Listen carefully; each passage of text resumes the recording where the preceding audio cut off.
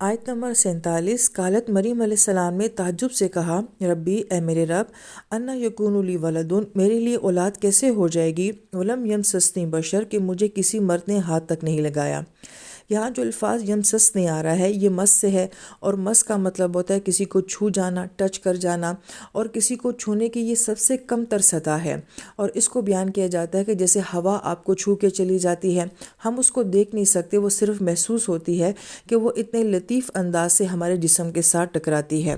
پھر بشر کہا گیا، بشر جو ہے وہ کھال کو بھی کہا جاتا ہے، انسان کو بھی کہا جاتا ہے۔ انسان کو بشر اس لیے کہتے ہیں کہ وہ سکن والی مخلوق ہے، تو گویا کہ جیسے کہ ہوا کسی کو چھو جاتی ہے، اتنا ہلکا سا چھونا بھی جو ہے وہ ان کی سکن کے ساتھ یہ معاملہ نہیں ہوا۔ یہاں پر ایک اہم نقطہ غور طلب ہے کہ مریم علیہ السلام کے ساتھ جب یہ سارے واقعات پیش آ رہے تھے تو آپ کی عمر جو ہے بعض نے 16 بتائی ہے، بعض نے 18 بتائی ہے، لیکن بہرحال اتنی بات ثابت ہوتی ہے کہ آپ کی ٹین ایج عمر تھی۔ تو ایک تصور جو ہمیں ملتا ہے کہ ایک ٹین ایج بچی کی کیا حیا ہونی چاہیے، کیا پاک دامنی ہونی چاہیے، تو ولم یمسسنی بشر سے وہ ہمیں سمجھ آتا ہے۔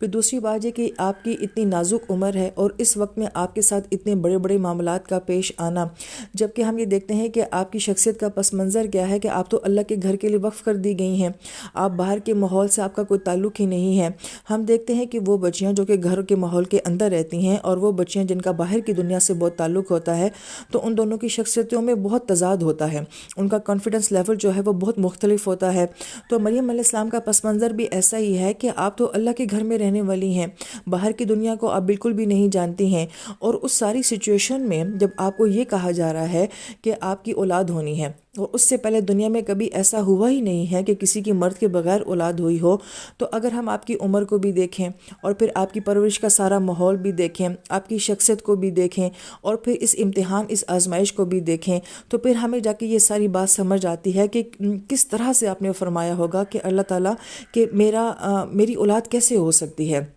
تو پھر ہمیں ان آیات کی حقیقت اور گہرائی جو ہے وہ سمجھ آتی ہے،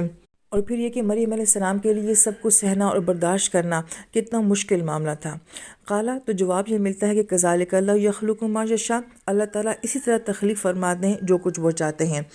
آیت مبارکہ کے اس حصے میں عیسائیوں کے عقیدے کی بھی اصلاح ہو رہی ہے، اس لیے کہ اکثر قرآن پاک میں تو یہی آتا ہے کہ اللہ یفعل ما یشاء، اللہ جو چاہتے ہیں وہ کر لیتے ہیں، مگر یہاں پہ یفعل کا لفظ نہیں آ رہا، یہاں پہ یخلق کا آ رہا ہے، اس لیے کہ اگر یفعل ہوتا تو وہ کیا کہتے کہ اللہ تعالیٰ نے جو فعل چاہا وہ کر لیا، یعنی کہ اللہ تعالیٰ نے اولاد پیدا کر لی، کیونکہ ان کا عقیدہ تو یہی ہے کہ عیسیٰ علیہ السلام جو ہیں وہ اللہ تعالیٰ کی اولاد ہیں۔ تو گویا کہ اللہ پاک نے یہیں پہ یخلق کا لفظ فرمایا ہے کہ ان کے عقیدے کی بھی اصلاح ہو جائے کہ اللہ جیسے چاہتے ہیں تخلیق کرتے ہیں، تو گویا کہ عیسیٰ علیہ السلام اللہ تعالیٰ کی ایک تخلیق ہیں۔ پھر فرمایا کہ اذا قضا امرن، اور جب اللہ پاک کسی پاک کا فیصلہ فرماتے ہیں، فانما یقول له کن، تو اس کے لیے صرف اتنا فرماتے ہیں کہ کن ہو جا، فیکون، تو پس وہ ہو جاتا ہے۔ یہ کن کا لفظ جو ہے ہماری اردو زبان میں ہم کہتے ہیں کون و مکان، تو کانا جو ہے وہ عربی گرامر میں تو فعل ماضی کے لیے بھی آتا ہے اور اس کو ناقص کہا جاتا ہے، اور پھر اسی سے لفظ جب کون بنتا ہے تو وہ چیز جو کہ ایگزسٹ کرتی ہو، تو دنیا میں موجود ہو، حال میں ہو۔ اسی سے لفظ کائنات بھی بنتا ہے کہ کیونکہ کائنات جو ہے وہ دنیا میں موجود ہے، ایگزسٹ کرتی ہے، تو گویا کہ اس کی حقیقت تو اللہ تعالیٰ کی ذاتی بہتر جانتی ہے کہ یہ کن فیکون کا کیا معاملہ ہے، لیکن اتنی بات ضرور ثابت ہوتی ہے کہ پیچھے بھی اللہ پاک نے فرمایا تھا کہ ہم آپ کو ایک ایسے بیٹے کی بشارت دے رہے ہیں جو کہ کلمہ ہے اللہ کا، اور یہاں پہ بھی اللہ پاک فرما رہے ہیں کہ ہم نے کہا کن ہو جا، فیکون، تو وہ ہو گیا، تو گویا کہ کن بھی کیا ہے، اللہ پاک کا ایک کلمہ ہے۔ یہ وہ قرآن پاک کی آیات ہیں کہ جن کی حقیقت کے بارے میں جاننا بہت مشکل ہے، اور اس کے بارے میں علماء کرام کی بہت گہری مباحث ہوتی ہیں۔